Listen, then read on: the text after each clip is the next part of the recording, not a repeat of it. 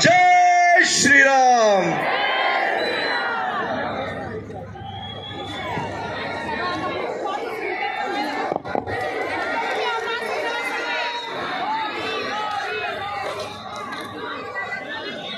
मेरे साथ बोलिए, भारत माता की।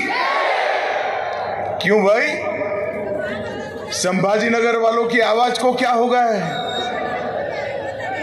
400 पार का बहुमत लाना है या नहीं लाना है? जोर से बोलो, लाना है या नहीं लाना है? मोदी जी को तीसरी बार प्रधानमंत्री बनाना है या नहीं बनाना है?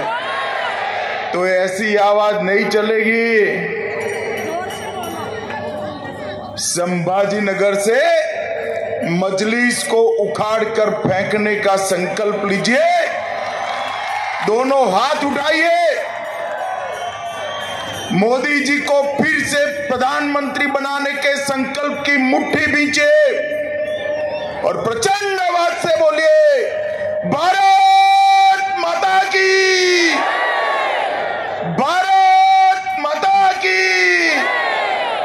जय जय जय जय जय शिवाजी, जय जय जय जय जय भवानी। मेरे साथ बोलिए, धर्मवीर छत्रपति संभाजी महाराज की। आज मेरे साथ मंच पर उपस्थित श्रीमान देवेंद्र फडणवीस जी, हमारे प्रदेश अध्यक्ष श्रीमान बावनकुले जी, मेरे मित्र और केंद्रीय मंत्री श्रीमान राव साहेब दानवे जी, पंकजाताई मुंडे जी, श्रीमान अशोक राव चौहान जी, श्री भगवत कराड़ जी, श्री अतुल सावे जी, बहन विजयाताई राहतकर जी, श्री प्रताप राव चिखलीकर जी, श्री सुजय विखे पाटिल जी, श्री अजीत गोपछड़े जी। और आज संभाजी नगर में इतनी बड़ी संख्या में आए हुए प्यारे भाइयों बहनों माताओं और मेरे जिगर के टुकड़े जैसे युवा मित्रों, आप सभी को नमस्कार। मित्रों, आज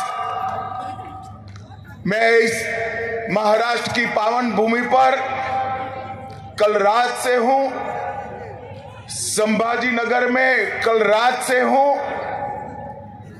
सबसे पहले मैं इस भूमि पर आकर जिन्होंने देश को स्वतंत्रता का मंत्र दिया, वो हिंदवी स्वराज के स्थापक छत्रपति शिवाजी महाराज को प्रणाम कर कर मेरी बात की शुरुआत करता हूं।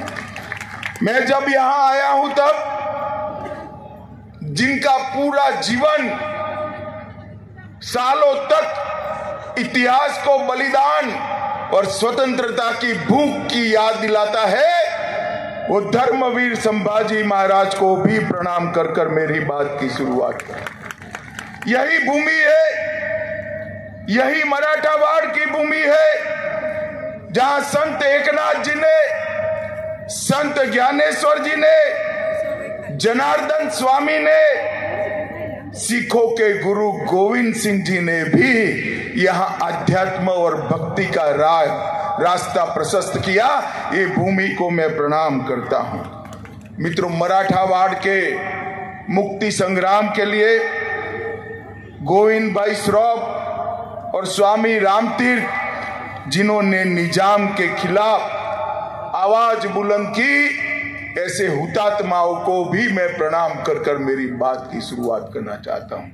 काफी समय से आप बैठे हैं, हम लोगों को आते आते देर हो गई, मैं ज्यादा लंबी बात करना नहीं चाहता। मित्रों, आने वाले दिनों में देश चुनाव में जा रहा है।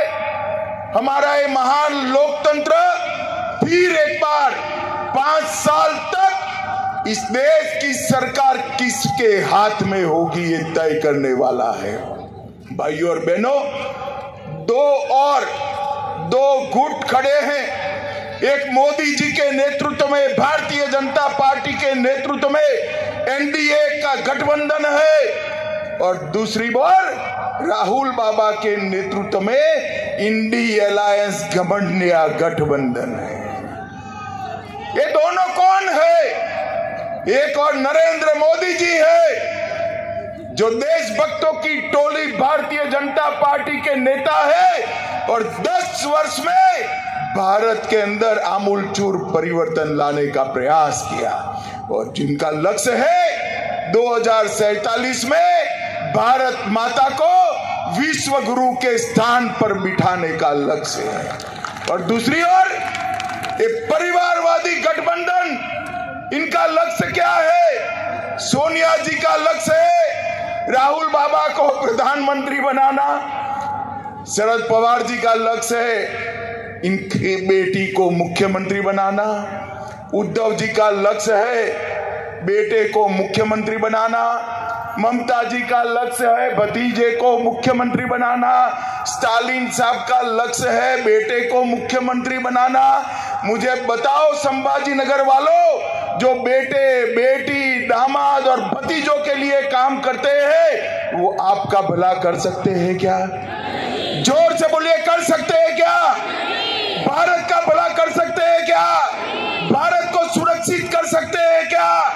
विकसित भारत बना सकते हैं क्या? ये सारा काम केवल और केवल नरेंद्र मोदी के नेतृत्व में भारतीय जनता पार्टी का।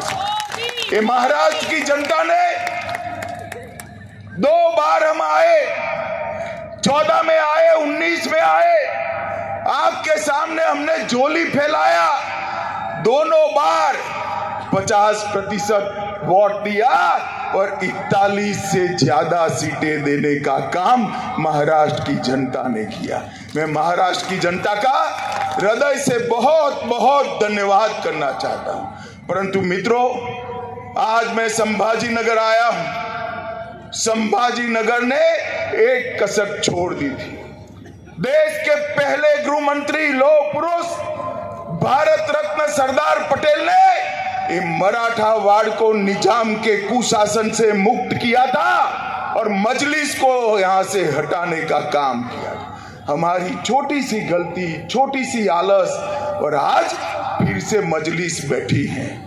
संभाजी नगर वालों को एक कबूल है क्या? जरा जोर से बोलिए, आप सहमत हो क्या?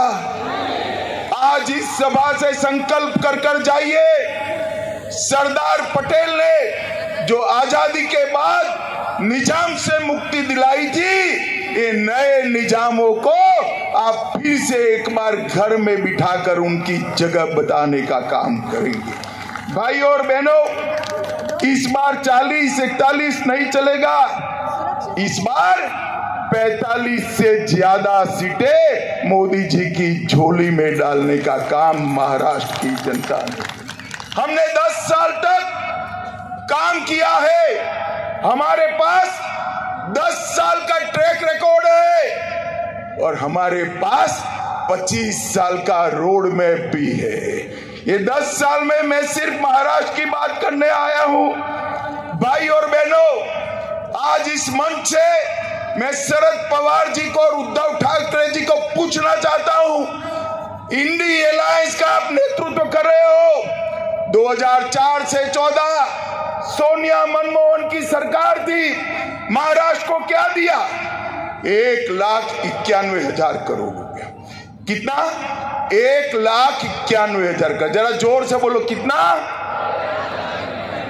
मोदी जी ने 14 से 23 9 साल में 1,91,000 करोड़ की जगह उससे 4 गुना 7,15,890 करोड़ रुपया देने का काम। इसके साथ साथ 8 लाख करोड़ के और प्रोजेक्ट दिए। 10 साल में 16 लाख करोड़ रुपया महाराष्ट्र के विकास के लिए नरेंद्र मोदी जी ने भेजे। शरद राव, जरा हिम्मत हो तो हिसाब किताब लेकर आ जाना। हमारा युवा मोर्चे का कार्यकर्ता शिवाजी महाराज के पुतले पर सार्वजनिक चर्चा के लिए तैयार है। आपने क्या किया है महाराष्ट्र के लिए। और भाइयों बहनों, इतना ही नहीं, लगभग 1,20,00,000 लोगों को आजादी के 75 साल के बाद महाराष्ट्र में पीने का पानी घर में मिला।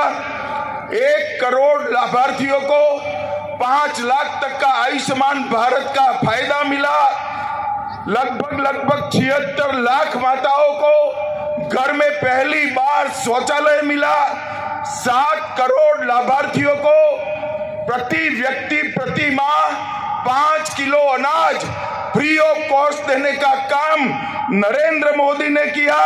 51 लाख लाभार्थियों को, माताओं को घर में गैस और चूल्हा देने का काम नरेंद्र भाई ने किया। 12 लाख लाभार्थियों को महाराष्ट्र में घर दिया। और मुझे बताओ संभाजी नगर वालों, आप लोगों के दोनों टीके लग गए कोरोना के या नहीं लगे? लग गए? वो जरा हाथ ऊपर करो दो। सबके लग गए, किसी को 25 पैसा भी देना पड़ा है।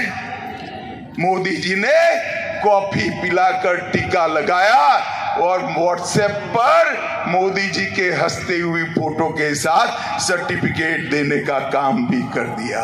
और देश में 200 करोड़ टीका लगाकर 130 करोड़ की आबादी को कोरोना से सुरक्षित करने का काम नरेंद्र मोदी जी ने किया।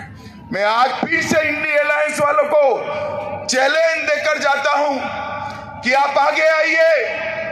आपके भी 10 साल थे, हमारे भी 10 साल थे। हिसाब किताब करिए। अरे आप कर ही नहीं सकते हो, अरे ज्यादा करना है तो आपके 40 साल और हमारे 10 साल का हिसाब करिए। हमारे 10 साल का पलड़ा भारी है भाई। मोदी जी ने 10 साल के